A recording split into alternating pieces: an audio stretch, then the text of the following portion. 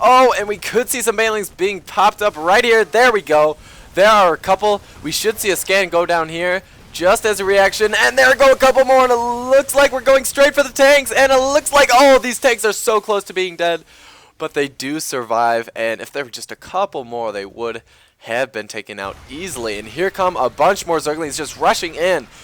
No. Oh, took out one. Oh, just one tank there. Almost took out another and almost took out a Thor as well. I do think that even though these are Zerglings, Madfrog has to be a little more careful with them. Is now getting Corruptors. Could we see Broodlords? Is there a Greater Spire going down? No, there is not.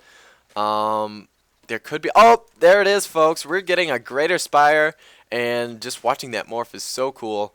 But let's see. We have 13 Corruptors, and ooh, this is really dangerous. Just because if Kas were to push in right now, I think that he would take the game, as we do not have that many units for, oh my gosh, except for these Zerglings, which are hosses and are just taking out so many tanks, especially with the damage the tanks are doing to the Thors. If you did not know, the siege tank damage also affects its own units.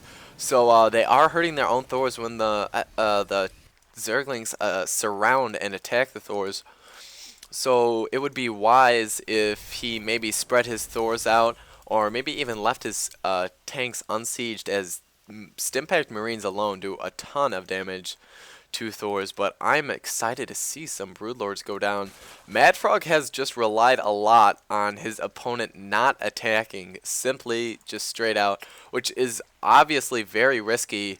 But my nerd senses are telling me that this just maybe, I don't know, maybe they're just they've been playing in a series, like I said earlier. That's the only reason I would think that Madfrog would feel so safe as to do this. He's maybe gotten a feel for Kas's play and is going to adjust accordingly. But it looks like, oh, Kas is now just moving out when we're gonna see these Broodlords being morphed in. We even have Infestors and a buttload of Zerglings. Looks like we've got over 100 Zerglings here.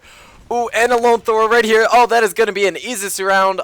But he backs away. Oh, what kind of move is that, Madfrog? Come on, you're better than that. Oh, wow. He's going to send... oh, it looks like he's going to go for a swing around. Oh, no, there actually was a drop, and we did see a burrow go down. Oh, my gosh. But,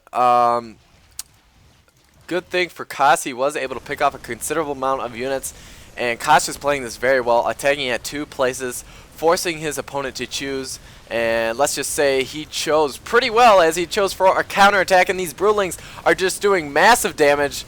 Hopefully he did not lose all of his Zerglings. Okay, no, his Zerglings are all back here. And, oh, somehow this Expo is still alive. This Planetary Fortress just being such a tank. Looks like he's bringing in all of his units now. All of these Zerglings are just being hacked away by the Planetary Fortress, and all of these tanks.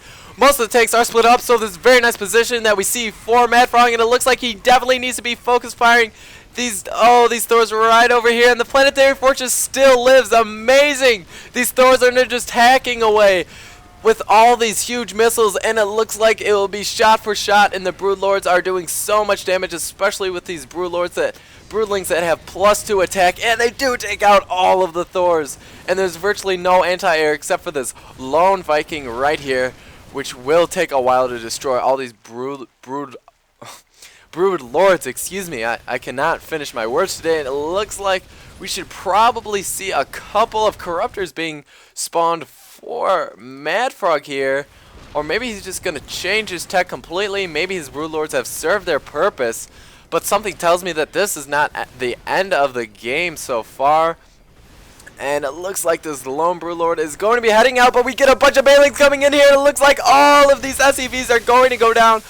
Just watch this Harvester count plummet. Oh my gosh. And the Planetary Fortress itself almost died as well. We started at 71, and now it's going to drop to... oh my gosh, why does it have to take so long to update? 48. Oh my gosh, if I do a quick number crunch, my resources tell me that that is 23 harvesters killed with a single swoop of banelings. And if he had gotten that, the planetary fortress as well, that would have been the icing on the cake. It looks like we're picking off a lone marauder right here. That's a nice play. And oh, he could be trapping these zerglings inside, but no. He did unburrow those one Hellion is picked off. That's a little bit of a nice gain. But it looks like he's just scavenging with these vulture-like, Zerglings. And they will pick off another tank, actually, and a couple Marines. So he's using these few Zerglings very well. One thing I like about Madfrog is that he's very resourceful and uses all the units as best, excuse me for that? And that he uses his units to their full potential, drains out their purpose to the utmost, if that makes any sense at all. But now we see that the economy of Madfrog is very lopsided. He has way more gas than a Zerg normally would at this point, and it's kind of because he's just been being harassed, and quite frankly, his gameplay has just been odd, especially pertaining to macro. But we have another one of these nice harassments from Pokeroff. It looks like it picked off about 5 more drones, and for the cost of nothing really, except he did have a big blunder, getting all these Vikings damaged for no apparent reason. I don't even know why they came over here. Maybe in search of overlords, but it looks like they barely got away. And we're getting another run in, and it looks like, oh, so close, these banelings. If there had been a fungal growth go down or a couple Zerglings to tank that damage, there would have been a lot more of these units destroyed. But at this point, I think that Madfrog, well, at this point, I think Madfrog has been a little, well, not a little, way too careless, just because he has lost so many Zerglings and other units in ways that have been completely unnecessary. And at this point, he actually is not mining from any base, is he? No, I do not believe he is. Oh, this is the only base he's mining from, and if he loses that, he will not be able to rebuild another base. But we do have this planetary fortress, which obviously will not go down anytime soon. So it looks like Madfrog is stuck between a rock and a hard place.